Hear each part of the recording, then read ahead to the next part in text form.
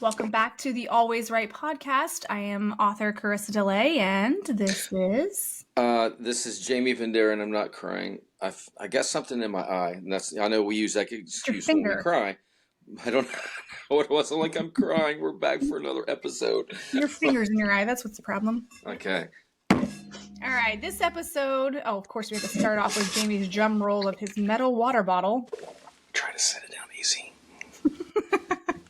This episode, we are going to talk about erasing our words. You know, one of the struggles as authors, that erasing our work, holding on to our characters, holding on to that chapter that we took so much time with and just scrapping it.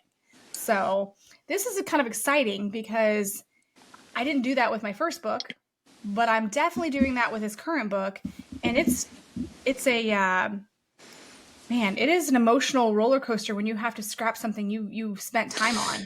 It's like losing a child. Because you built something, or even killing a character. You're like, I'm not even putting this character in there anymore. It's just, yeah.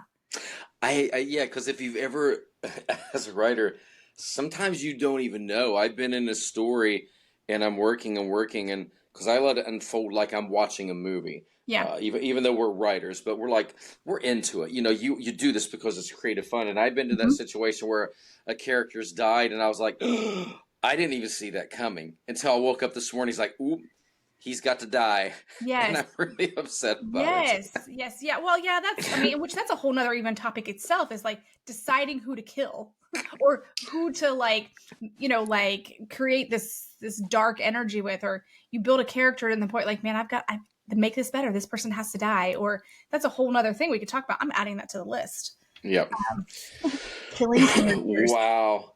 Because our ideas are already coming to me from stories of characters I've killed off, and it's like, why did I do that? But it did add so much drama, and did not see that coming. And yeah, that's another thing, is deciding when. But let's talk about more specifically erasing say you wrote a chapter and you keep rewriting this chapter. You keep going over this chapter to the point where you're trying to fix things, make it sound better. You know what? Scrap it.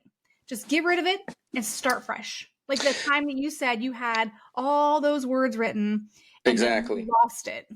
And you know what? I'm actually glad it happened. I mean, I learned a couple things. That was back in my Microsoft Word days where I focused mainly on there, and I was not smart enough to realize that on my PC, autosave. Didn't have it on, didn't save it. Well, it was 12, 14 hours that day, and the computer just went poosh. And I was like, and it had plenty of power, but it just went dead. Started it up, all going, and I'm like, ugh. I wasted a whole day of my life. And you're frantic. If that would happen to any of you, you're like, okay, what did I write? So I was taking bullet points, trying to remember, and there were some really cool paragraphs I've written. They were never rewritten, because I couldn't remember them. But a good learning experience, because at that point you have to let go. And when you have control of this, you have to know when to let go. You got to know when it's not working. And raise the hands. How many of you have ever read a book and you're like, oh my God, just get to the point already? I mean, there's page after page of this stuff. You're like, why are you even telling me this? I read a book like that. And we've talked about this earlier in an episode. And I don't want to keep bringing up this author, but it's the perfect example of I know she's a good writer because she had a 3-page sex scene that was super made me blush, and I could feel the emotion. So I know that she was a good writer because she spread out an evening sex scene in 3 pages, but she took 30 pages to tell me that how they met, how they got married, where they moved, went from shopping in October to Thanksgiving dinner in November. All these things happened in 30 pages, but no buildup. It was just kind of I'm like, oh my gosh, what is happening? You know what I mean? But then it went to this. So I was like, what is the point of this? Because there were just random facts here. There was things that I'm like, I don't know what we're doing here. What this chapter is taking forever. I did that early on. And I remember working with Rich Dalglish and even Daniel Middleton. And they both said to me, Jamie, you have to show, don't tell. And I was telling everything, and it wasn't There was no imagery. I'm like, I walked into a blue room and there was a red cup and I walked 3 feet and blah blah blah blah blah. And Red it's just pill or like, blue pill? yeah, exactly. And I'm like, okay, now the problem that authors have is this is your child. So being a vocal coach, and I'm not being mean, but anyone who brings a child to me, they're like, oh my gosh, let me show you the scrapbook. They sang at 3 years old and they sound like Mariah Carey and blah, blah, blah, blah, blah. You see no flaws in your children. Hmm. And obviously so. I understand it. They're your love. That's your life. But you don't see anything in every little thing they do, unless they're getting in trouble, is perfection. So when you're writing, that's your child. And you're like, I can't take this away. My child did this. It took me 30 pages to tell you how they got married. Um, but you need to look at it outside. I mean, if I read my book, and I had to do this in the early days, and I had to be like, okay, don't read it as I'm the author, read it as I'm a fan. Would I buy this? And I got to be honest, some of that early stuff, absolutely Same. not. Same. Yeah, When people say, I want to read your books, once they find out I'm an author, I'm like, I always do a full disclosure. Like, listen, I was learning to write. I didn't know how to write. I just wanted to put the words on page, and I didn't care how I got them there. I wanted them there. And then exactly. after Rich edited and cut my stuff and things, I'm like, I need to work on things. And The butcher. the second book, someone's like, I noticed your writing improved. I'm like, okay, I noticed my writing improved, but I still knew that it needed work. And if I could, I would scrap it all and start Crystal Gate and Four Rivers over again. But I'm not going to. I might do Well, something. no, I'm glad you don't, because every author, Stephen King, every Oh yes, Terry Stephen Brooks, King. He's like, kill your darlings. yeah, and you got to also realize that every author grows as an author. You're not the same author. Again, I love Terry Brooks, and Sword of Shannara, his first book was like 700 pages long, and it was long. I mean, and I've read it 3 times. It's got a little easier as I've gotten older, but his second book was maybe 400, and now he's down to like 350, 400-page books, and so much quicker, cutting Mm-hmm. out a lot of the fodder. So he's killing off of some of his darlings. He's not, he's not married to any character. He's not worried about having a 30-page scene. He can cut it down to 5 or 10 pages, and that's how it should be. So Well, that's the you, thing. So yeah, like, sorry. Go ahead if you want no, to. you go ahead. You go ahead. No, with this canvassed one, I have a couple people reading, specifically my friend Christine, and she has an assignment. I'm like, Christine, when you read this chapter, make sure that when you read 1 to 2, that 1 to 2 flows, and then 2 to 3 flows. It doesn't just jump. I'm like, you have to be honest with. Oh, and she's super honest, which I just totally appreciate. And she's not doing it in a harsh way. I know what I'm asking from her. But so I had written a good 18 chapters maybe, and I had like 8 done as far as my revamp, and I sent them to her. And the other day we were on the phone, and I had told her, I said, hey, don't read any more past chapter 2 because I've changed characters. I've completely changed my characters' names. I think I text you, I'm like, okay, I think I'm going to change these characters to these people. What's your thoughts? And yes, do it. Love it. So I told Christine, don't read past chapter 2 because I've changed the characters past that point. I've changed the names of the 2 main characters, like, completely.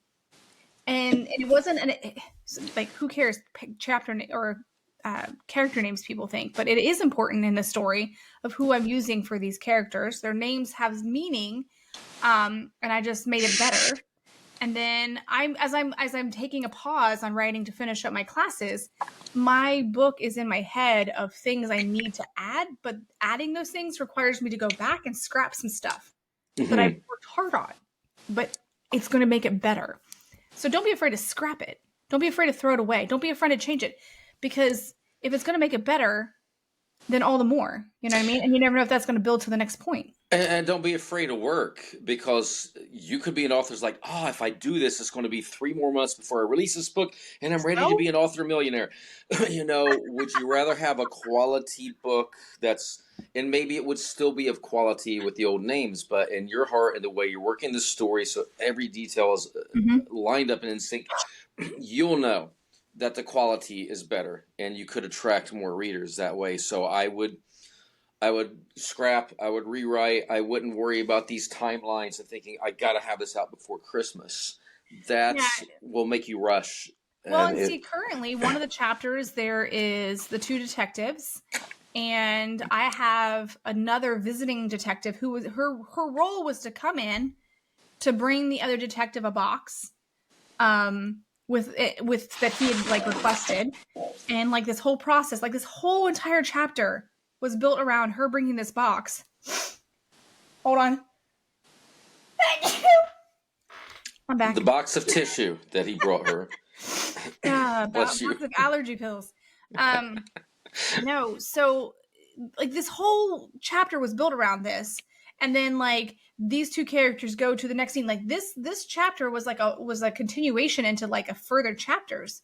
The problem is, in my mind, I have to change why she's there, what she's bringing, and her whole purpose, because I need her to be somewhere else in the further chapters, and I need the information that's being brought in that chapter to completely change. It's not like a slight change, it's a complete change. Like I'm scrapping what she's bringing. She is there for a whole different reason. He does, so like I completely reworked one chapter that's going to follow through to the next part of the story and make a bigger impact, because I thought, oh, this would be really cool if I did this, but I can't do that unless I go back here and change that. And you'll be a better author for it. So at the end of the day, you can't be married to your words. No. And I've been so mad. I've been so mad at Rich so many times, and I've repeated this before. He told you to get like you tries to divorce words. Yeah, that, or he has me simplify it, or his thing is always, and this is a good tip for all of you watching this. If you read a paragraph and you think it's the most perfect paragraph, you spent 3 hours writing this. Make it smaller. What can you cut out? What is not necessary? What can you combine? And I know it may be tedious in the beginning, but if you have a 50,000 word manuscript and it's not edited, can you go through and try to edit it down another 10%? So it's 45,000. Well, so that's a good point, is editing it to make it simplified, because that, and I know there's a ton of people who love 50 Shades of Grey. And shout out to the author who wrote all those books, because I know we know it takes a lot of effort to do that. But one of my challenges with reading was I found myself getting stuck on paragraphs that were too wordy. That I was like, it was almost like an over usage of sentences. Like, you've told me this sentence 3 times, just in different words. So I've seen that with papers that I've edited before, where people are trying to describe things and they over describe the same thing multiple times. And so it's like, just do it once. Like, how can we simplify that? And I think that kind of mindset is, it's changing now. Like, I've been writing the movie and TV books, which are much shorter and it took a while because we've been doing that 10 years. And now Kindle Shorts, and there's all these smaller books. People in the past thought, I don't have a novel unless it's 100,000 words. Well, technically a novel's 50,000 plus. And I cannot see you at all. You went black. I'm not black. What? Yep, you're completely blank over on this end. Okay, well, maybe it's your Appalachian stuff. Can you hear me? As long as you can see you, then I'm cool with it. So no, it's just my camera's working. So if anybody's lost my image right now, I'm just like, staring into a blank space. She's still there with her always right poster behind her, like me. So we're good. So some of the things that I want to point out, as far as the starting from scratch, is when you do that. And something I wrote down was a zero writing, which we can get a little bit more into. Zero writing is when you basically tell yourself the story. I don't know if you've ever done that yourself, Jamie, but like you tell yourself the story and you write it down real quick. Like, okay. All the time. Yeah. Like, this is what I want to happen. This is okay. You almost restart your brainstorming when you're struggling with a chapter or you're struggling with an ending. You're struggling. Four Rivers. That's a good example. Four Rivers, my best friend back in Ohio years ago, Sherry Beschel, she had read Crystal Gate. She had been reading with me the whole time. And so when I finished, she had been caught up like with everything. So I sent her the final draft of the ending. And I wrote my ending, and she's like, I felt like when you did that, I was hopeless. She's like, I felt like there was no hope, and I didn't really like it. And I'm like, okay, I needed that feedback because I needed to go back and say, okay, what kind of emotion am I trying to portray to my readers?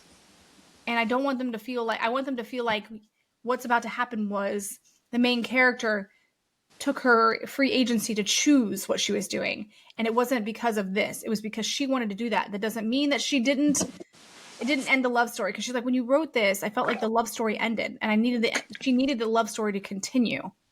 And so I'm like, okay, scrap what you thought was amazing. And you're like, oh yeah, I finished it.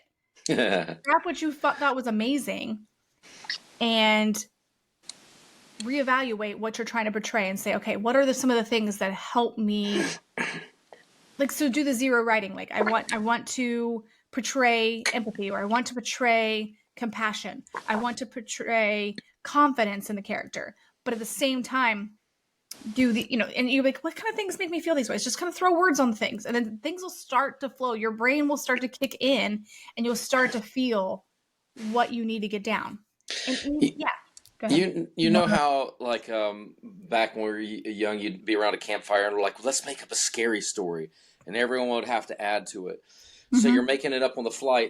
That's kind of what I would do with Daniel Middleton from Scribe Freelance when I started the 7-Eleven Press books. I would call him because he loved the stories, and I may not be finished, but like it could be Age of the Sigil or Crisis Artifact. I'm like, okay, here's the idea I have. And he's so into it, I try to keep going. I'm like telling and making up the story as I'm going to see what works. Like, it's almost like I've already watched it as a movie, and I'm sharing, oh, have you seen the new Spider-Man movie? Well, here's what happens. And I'm telling it like that. So I guess I've been doing a form of zero writing for years, and I just didn't think of it like that. But that's how I always do. I'll have an idea. I run with it. I'll say it out loud. I'll record it as an audio note. I'll tell somebody. Like, well, essentially, you and I do this a lot with texting. We do zero texting, zero brainstorming. Well, we know it's zero texting because I use text to speech. And you can't read I've been doing text to speech as well lately, just because of my empathy. On the go. No. But apparently, Siri understands my language of speech than yours. She's like, oh, those are real words. I got it. Hey, in my defense, I've been slowing down, and someone said the other day, he said, hey, coach, man, your text-to-speech is getting a lot better. I can read this. It's funny that your students know that, and that they understand that your text-to-speech is... They all know I use text-to-speech because I literally get 10 to 20 texts a day from students, and they know I'm teaching. Clarify? Yes, so I have to, like, blah, blah, blah, blah, blah. Okay, I don't know what greasing the door on Amazon means, but I'm like, no, I said no. I will get to this when I'm done at the end of the day. That doesn't make any sense. I don't know how this turned out that way, but yeah, you'd think with AI, it would just be like, listen to my brain and know what I want to say. Exactly. I would be happy. I need an eye temple thing. They need to make that. They just read my thoughts. I mean, that's a whole nother podcast, but like there's that's the thing. There is a thing based on how the energy waves that you produce that create these things. So like they'll even do MRIs where they're showing you a picture, and then they ask AI to recreate the picture that they saw based on what the brain is producing, and it's so similar. It's crazy. If I had that, I could put it on and I could finish writing books in my sleep. Right? Just by osmosis. It'd be great. So what was I going to say? There was this, man, my brain literally went blank for a second. Must have been a lie. That's what I always say. Yeah. So zero writing is a great way to to restart your writing. Yes. After you scrap something. Yeah. And so that's something that, that when you do that, you may find that you are going to have a better work, and you're going to forget about what it was before. Have you ever done that, though? Have you ever done it where you completely scrap? Aside from the time when you lost it accidentally, have you ever had that with your writing where you're like, I'm just going to get rid of this part and I'm going to start over? Not like heavily, but I like if I've had something plotted in my head, like I know this character is going to go into this mountain and find this sword because I do a lot of YA. It may be little things like when I get in there and I'm looking around, I'm like, no, I'm not going to make it a sword. I'm going to make it a battle axe or something. So I haven't done like a complete 180 yet. What about like when you do songwriting? All the time, especially when I'm working with students. So I have students and they're like married to their words. And I'm like, okay, but normally you have a verse and you, for some reason, you have 7 lines and then you get your chorus, but then the next verse you only got 4. Do you see that you're doing something wrong here? Like the pattern? Well, yeah, well, Jamie, I got to say this, this, and this. I'm like, well, hold up, watch this. And I'll look at it, I'll understand what they're writing, and I can redo it in 4 lines. They're like, why didn't I think of that? I said, because you're using too much words. We just said the same thing in 4 lines and saved you to keep the pattern. So, and again, that's like, thinning it out, saying it in less. And so I've had to fight some students with that. Oh, yeah. And then at the end of the day, they're like, oh, this is so much better. I get it now. And I'm like, look, stick to a pattern. Same thing, when you're writing a book, stick to a pattern. Don't write a 3-page chapter and the next one's 28 pages. That is so inconsistent. That's and I have that with Canvas. Well, it's all right if it's on purpose, though. And I guarantee you don't have a 2-page chapter and a 49-page chapter. Right. Keep somewhat of a balance. So typically I'm a short chapter writer. Kind of like Dan Brown, I would compare myself as far as how I like to shift. Every chapter is a new perspective or a new set of characters or new, location. Very rarely will I be in the same location, or it might be you jump from like outside something to inside something. But this one with Canvas, the shortest chapters are when the killer is texting someone or the killer is doing something. I keep it very 1-page-ish, very short, kind of mysterious and dark. Those are just like just a simple like behind the scenes. I'm envisioning like in a movie where it would be like you just see a glimpse of what the character's doing. And I can see what you're doing that. What I do, I don't turn it into another chapter. If I'm changing scenes and I have to interject, like, hey, we haven't looked at these characters who are having this problem, and it may be a 1 or 2 pager.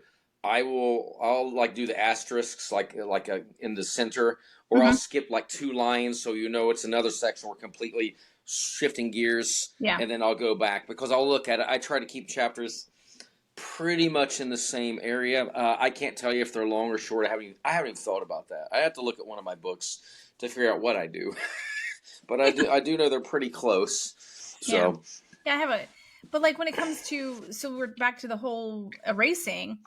When I had, like I said, I have like 18 to 22 chapters of Canvas written, and as I'm going back through, and I started this book like maybe 10 years ago, 8 or 10 years ago, like shortly after 4 Rivers, and then I stopped writing it to finish Before the World Was Lost, and then I picked it back up recently, and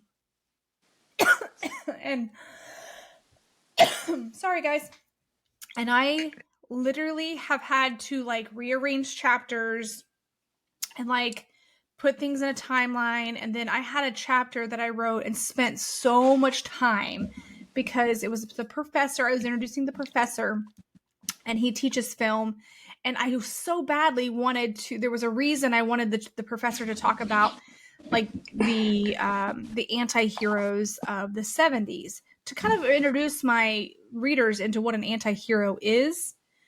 So I used the movies of the 70s with the anti-heroes in it, and I wanted to put some of the movies with lead male roles, but I wanted to have like a feminist flip on it.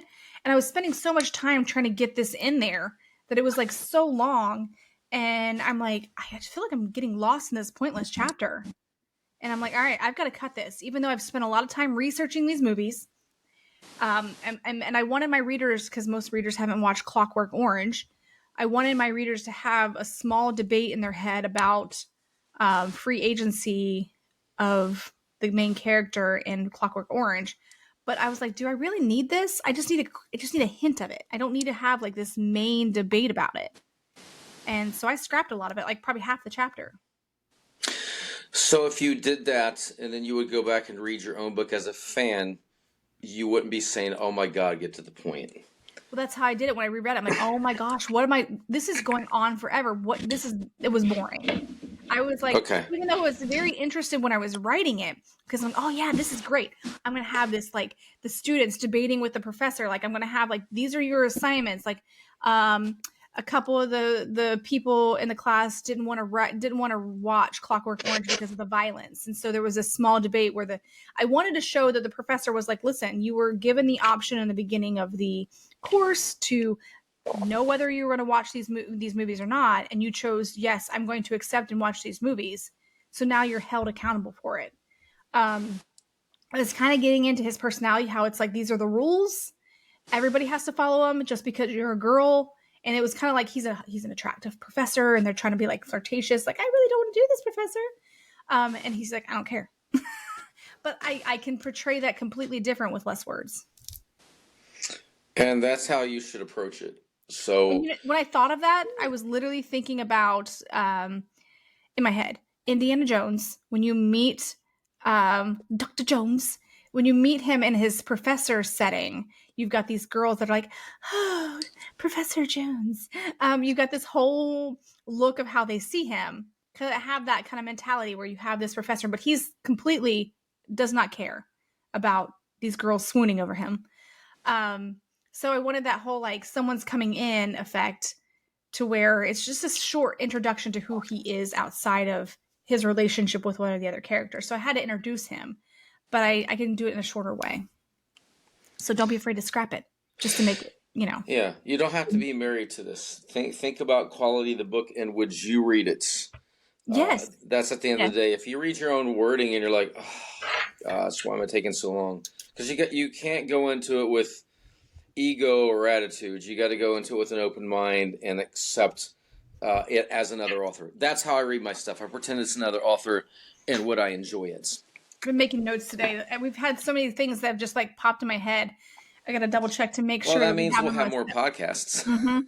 Well, so yeah, I've added killing characters to our set list. And I'm pretty sure I have this on our set list as knowing your audience, but I just put it down there to double check it, because knowing your audience is a key point. And I know we briefly discussed it in a previous episode, but knowing your audience and how to write, like, essentially, don't write for your friends. Yep. So, all right. So do you have anything else you'd like to add about erasing things? Not really. Just don't be upset when your computer dies and you didn't have autosave on. Yeah.